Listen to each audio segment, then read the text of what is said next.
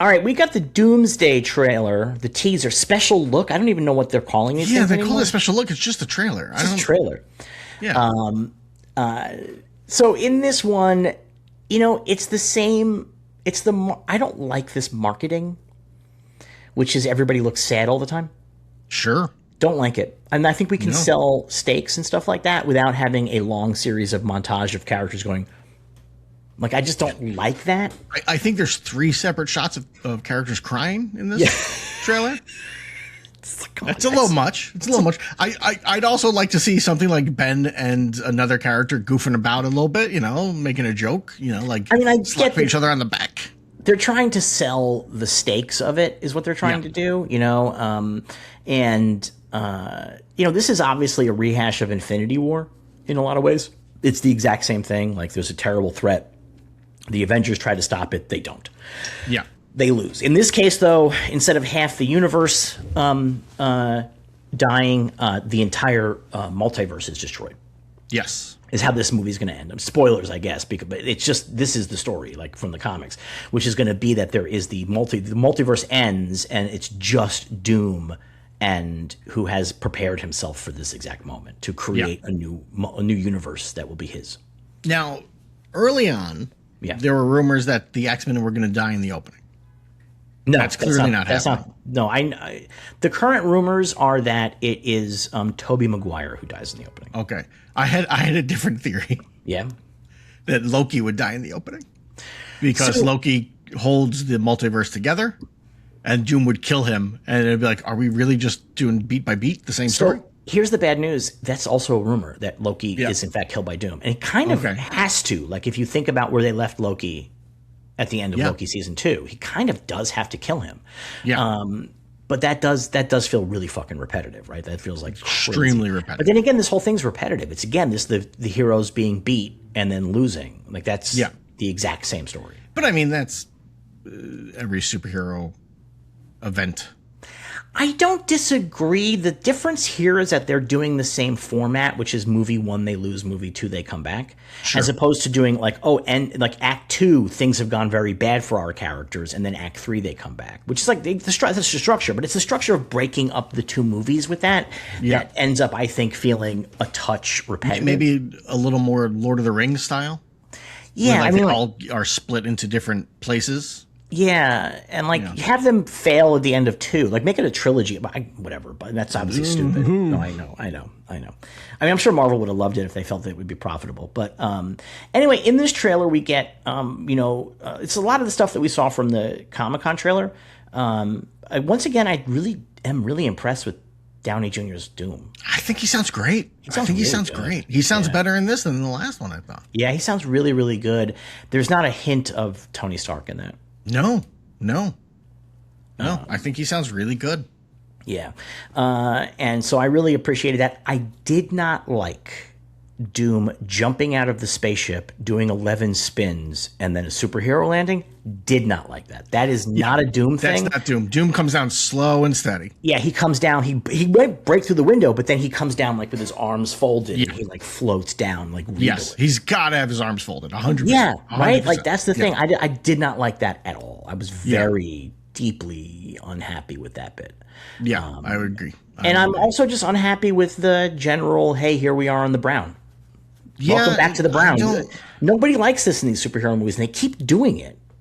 I imagine it's just easier on the budget in some way. Like, I don't you believe can just go to the CG team and be like, just make it brown. And then I don't believe that's the thing. Is like, I think so. Like, that obviously is taking place on the destroyed remains of the X-Men Earth, right? That's clearly what's happening because he rises Sentinels out of the ground, right?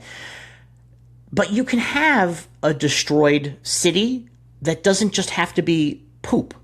Sure. Poop and dust. It can be more than that. Like, that's the thing. You can have really interesting buildings and things in the background. We don't have to just have this. And it's so boring looking. And I really was hoping that the Flash would kill that.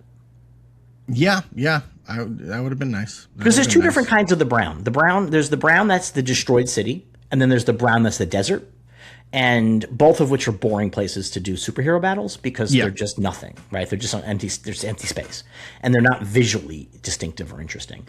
Like, if you're going to have the destroyed city, like, give us like crazy Crisis on Infinite Earths Red Skies. I mean, and they, Yeah. by the way, they still could. Like that's sure. not that's a thing that could still happen. That all that Sure. sky is obviously CGI. Yeah.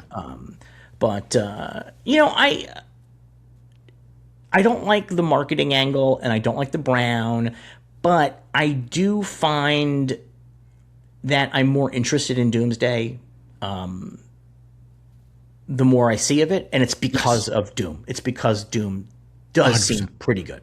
Yeah, 100%. 100%. Doom, and I like the two bits. I mean, obviously it's one scene in the movie, but the two bits they show of him and Reed.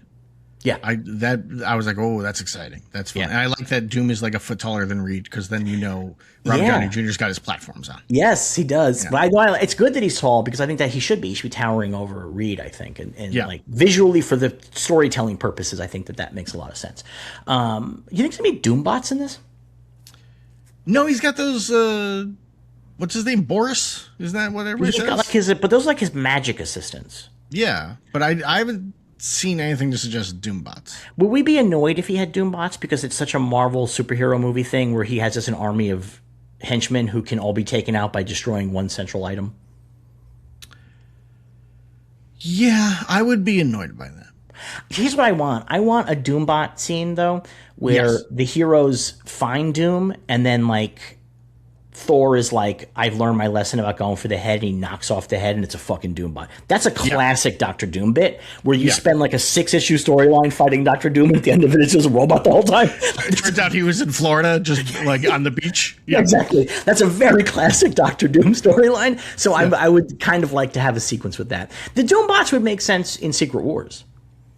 Sure, in Secret Wars that makes sense. Like he's like the king of the planet, and he has like Doombot army that like is on his side. That would make a tremendous amount of sense. Yeah, but again, we're in terms of superhero movies, we're very sensitive to the mindless army that can be taken out by one guy blowing up one machine. It's a little tiresome, you know. You got to find new and fun ways to do it if you're going to do it. You can't just be like, just hit the main receptor. Like, it's boring at this point, you know.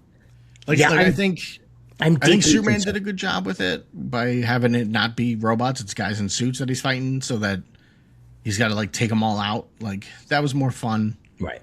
You know, not a ton more fun, but I was like, okay, at least he doesn't just punch a button and they all fall down, right? Like, I kind of wouldn't mind if we did a thing where Doom has like a Doombot factory that's just like fucking churning out Doombots 24/7, and like so some of our characters have to take out the factory, but that doesn't knock out all the Doombots. The other characters do have to beat the Doombots. Sure, that's fine. I got no problem with that. I would like that, because you do have to figure out ways to break these teams up, right? Because especially in Secret Wars, when I don't know how they're going to come together to end it. But like, especially you have to, I mean, maybe they're just gonna have another this might just be fucking Endgame all over again too. Every character shows up in front of Castle Doom on Battle World and just they fight like that. On your right. Beneath you. We're gonna mix it up. So that's Doomsday. I'm more interested in this movie than I have been this entire run. I mean, they're beginning to sell me on this. They still haven't shown everybody either, which is interesting. Yes, they have not. Yeah. You know, there's a lot of cast members we have not seen yet. But we don't know how important they are. That's the thing. They might be there. They might not be important. But you think you just toss them in there. I think you don't want to overload the trailer with characters. Yeah. You want to focus on the characters people recognize and that they care about. Yeah. So it's interesting they haven't shown us. People love that, though. That's the thing. Like, they haven't shown us Captain America in costume. I'm assuming that means he's not going to be in costume in this picture. Maybe like right at the end. Who knows? Who can say? Well, that's what they also. I forgot what I was going to say. Darn it! Terrific. There you go. All right, that's Doomsday. I'm looking forward to it. I guess hopefully we'll see another trailer between now and December. I'm sure we will, and we'll get some better idea of what is actually happening with this one.